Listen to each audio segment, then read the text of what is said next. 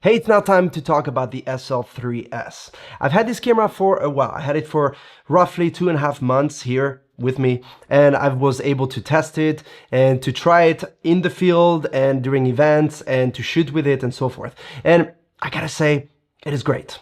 So I'll tell you everything there is to know about this camera, but this holds a special place for me in the Leica world. I've used the SL2s as my main camera for now almost 2 years, and I have nothing to complain about. I made several videos on this channel about it, and now I'm going to tell you what are the improvements and the things that I really like about this little SL3s. The way I'm going to do this is I'm first going to talk about photography, then video, and then the rest of the improvements that were brought to the table. Let's first start with photography.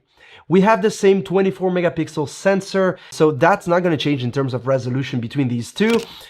And that's okay. That's okay to me. I wouldn't want to see more than 24 megapixels. That was one of the reasons why I was shooting with the SL2s.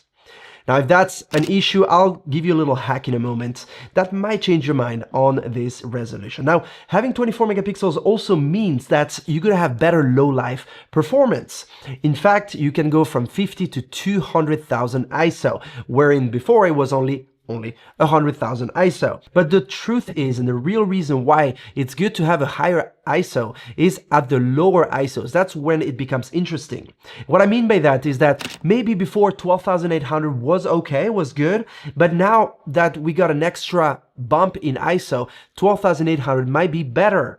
And 25,000 might be a little better than on the SL2s. And that's basically what this means. It means that the lower ISOs are going to get better and better and better. The higher we go, the better the lower ISOs. And that's the end of the spectrum that we are interested in as photographers. They brought the face detect autofocus as on the SL3. That's a great news. I've tried it in autofocus continuous. That's the mode you have to set in order to use that feature. And it just works great. I mean, it's so much better than contrast autofocus. We've first seen that on the Q3, then the SL3, and now on this camera. Very happy it's finally here. We went from 225 points of autofocus for the SL2s to 779 for the SL3s. So big increase. You can shoot up to 30 frames per second bursts. The buffer was also increased. I'll tell you more about that in a moment. And as I said, there is a little hack you could use to increase the megapixels, and that is the multi-shot. Multi-shot, as its name indicates, means that it takes several shots, stitches them together, and gives you a 48 or 96 megapixel photo. Now, what the trick here is that the SL2s had to be on a tripod in order to do that, wherein the SL3s now can be done handheld. So let's say you're going to take a landscape photograph. You can set to 96 megapixels multi-shot mode and take that photo, and it will give you a 96 megapixel photo. So that is great. It doesn't solve the issue of some people wanting to have a higher resolution, 36 or 60 megapixels for everyday general work. In that case, I would go with the SL3, but this is a little hack that can help you. Let's now dive into the video world of this camera because it got improved quite a bit. First off, you can now record 3:2 aspect ratio in Opengate. So what's Opengate? Opengate means simply that the entirety of the sensor area is being used rather than 16:9 on the SL2s. This can really just literally use the entire sensor. Why is that great? Well, there's many reasons. The first one is that it captures the highest possible resolution of the sensor, which offers more details and flexibility. Another reason could be to reframe. It gives you more flexibility to crop and adjust your framing without losing quality. That's important. I underline that. Another reason that's great is, for example, if you want to experiment with different aspect ratios like 4:3, 3:2, and so forth, which gives you more creative control. Another reason is for post-edit visual effects. Why is that good? Because, well, you can do things like stabilization, tracking, and applying visual effects without losing too much data. Last but not least, you can use this with anamorphic lenses. Again, you won't lose any information. I personally don't shoot anamorphic anymore, but if you're someone that wants to, I don't know, shoot a short or a film, you could do so with this camera. Let's not talk about the different aspect ratios, shall we? You can shoot up to 6K and you can shoot HDMI RAW. Yes, to shoot RAW, you will need to go via HDMI, so it's not internal. You can shoot up to 5.8K at 30p Apple ProRes 422HQ. That's pretty impressive. And the rest of the aspect ratios are as follow.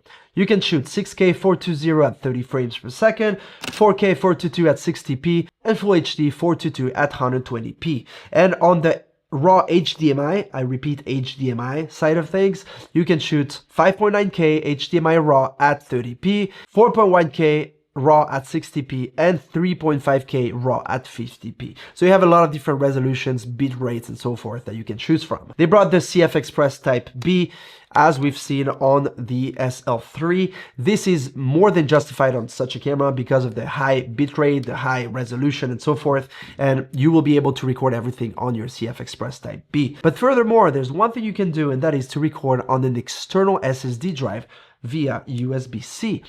I've been using, for example, the Samsung T7 2 terabytes for the last year. You could use a small rig little holder to put on your cage, plug it on your camera, and everything gets recorded on the SSD drive. Once you're done, you go back to the studio, plug it on your Mac, edit everything on that drive, and export and do everything right there and there. So you save a lot of time, it's great for the workflow, and I might start using that in the future. So that concludes the video section. Let me tell you now about the rest of the improvements.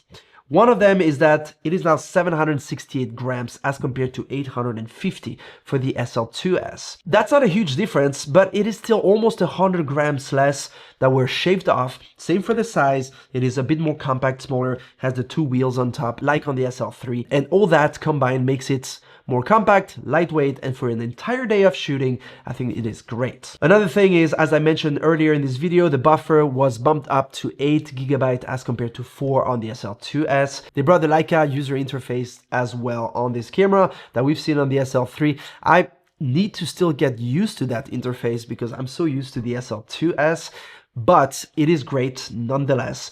You have everything on the main menu. If you hold down an icon, it shows you the settings, for example, to change the JPEG looks. So you can just change everything from there without having to delve into menus.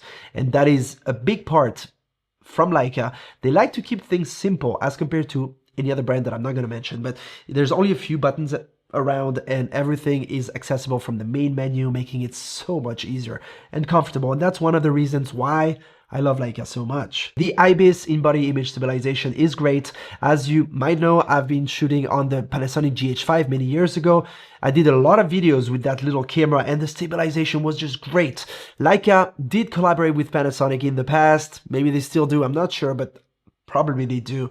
And the IBIS from Panasonic can clearly be seen on these cameras, and I'm very happy. I mean, the SL2s was as good as the SL3, nothing to say, but you can shoot handheld if you wanted to. They brought the Maestro 4th generation as compared to the 3rd on the SL2s. The Leica Foto can transfer a DNG file in 0.5 seconds as compared to 5 seconds for one DNG file on the previous model. So it is roughly 10 times faster. For the first time in the SL history, they brought the Content Authenticity Initiative, CAI, which is a way to protect your images.